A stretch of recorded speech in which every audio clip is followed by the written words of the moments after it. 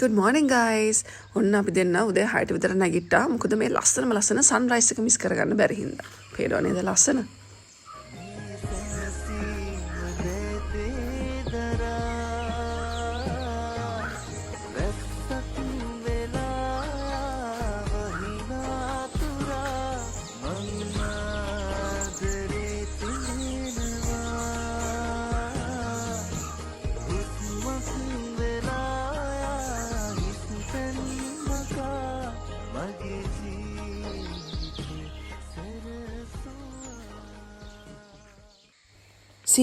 සීතල උදේක මේ වගේ ලස්සන view එකක් දිහා බලාගෙන රස තේ එකක් බොන්න හම්බ වෙනවා කියන්නේ ඉතින් එක්තරා විදියක වාසනාවක්. මොකද අනිත් දවස්වලට අපි හැමදාම උදේම නැගිටගෙන ඔෆිස් දුවන්නනේ දඟලන්නේ. ඇහුණා නේද සද්දේ? අරන්ත දැන් යාගේ ඩ්‍රෝන් එක ෆ්ලයි කරන්නයි හදන්නේ. ඩ්‍රෝන් එක ෆ්ලයි කරන එක යාගේ හොබි එකක්. හැබැයි ඒකෙන් ගන්න ලස්සන ෆුටේජ් හම්බෙන්නේ මට.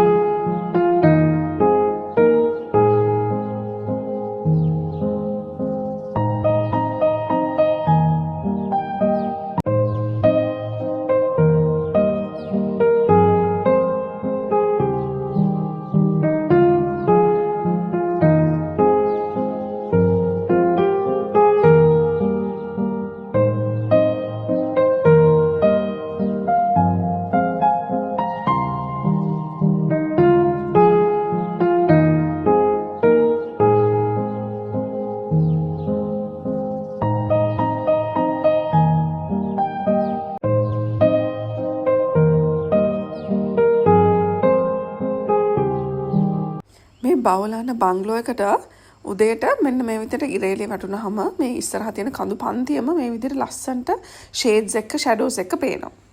අපි ඉතින් ඒ view එක ටිකක් වෙලා එන්ජොයි කරලා වොෂ් එකක් දාගෙන ආවා බ්‍රෙක්ෆාස්ට් වලට. බ්‍රෙක්ෆාස්ට් වලටත් ඒගොල්ලන් කිව්වා අපිට ඕන දෙයක් හදලා දෙන්නම් කියලා. ඉතින් අපි සුපුරුදු පරිදි ඉල්ලුවේ ශ්‍රී ලංකන්. Paul roti and අප්ප. අපිට බිත්තර අප්ප සෙට් එකකුත් හම්බුණා. කියන්න දෙයක් නෑ කෑම නම් අති විශිෂ්ටයි. චිකන් කරි එකක් තිබ්බා මාර රහයි. හැමදේම රහම රහයි. අපි යනවා අපේ මෝර්නිං වොක් එක බවුලාන නෑ මොකද? බවුලා නෑ. බෙල්වුඩ් view point එකට.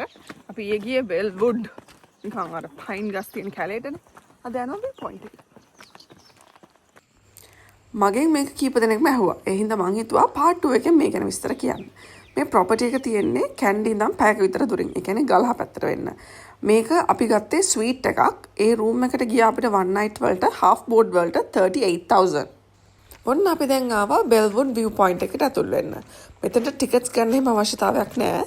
අපි මෙතනට එනකොට උදේ 8 විතර වුණා. බලන්නකෝ ඉතින් මේ එනකොටත් වාහන ගොඩ. ඒකට කොම්බියම්බි.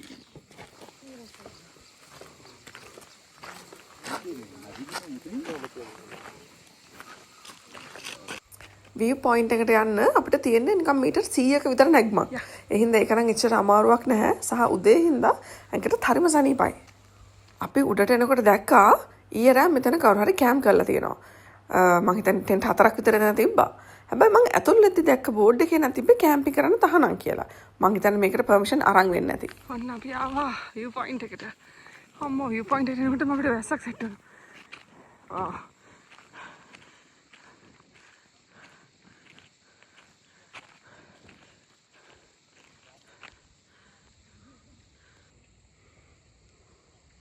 Another Victoria Reserve එක තමයි පේන්නේ.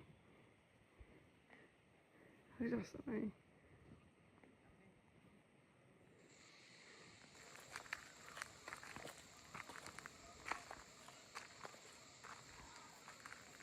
ලස්සනයි. පර්ස්පෙක්ටිව් එක වෙනස් වෙනවා.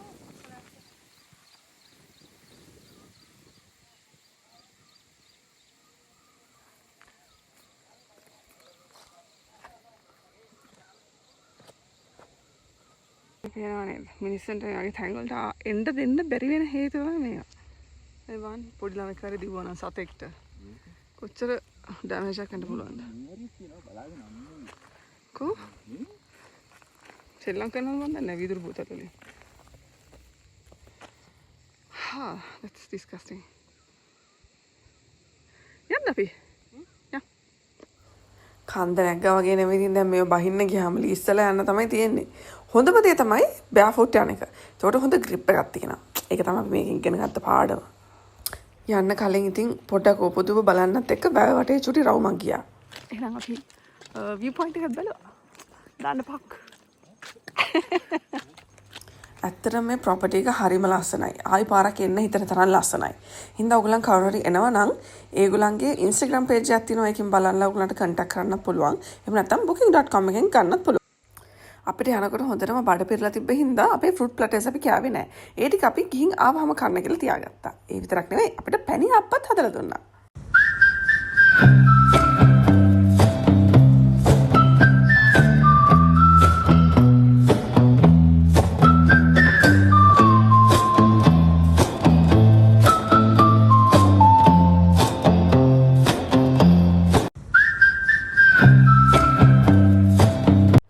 දන්නවද වැඩක් මේක දිහා බලන් ඉඳද්දී මටම මතක් වෙන්නේ මටම හිතෙන්නේ මම වලාකුළු ආස්සේ තියෙන ලස්සන සුරංගනා මාලිගාවක ඇතුළේ ඉන්න සුරංගනාවියක් කියලා. Until I start talking.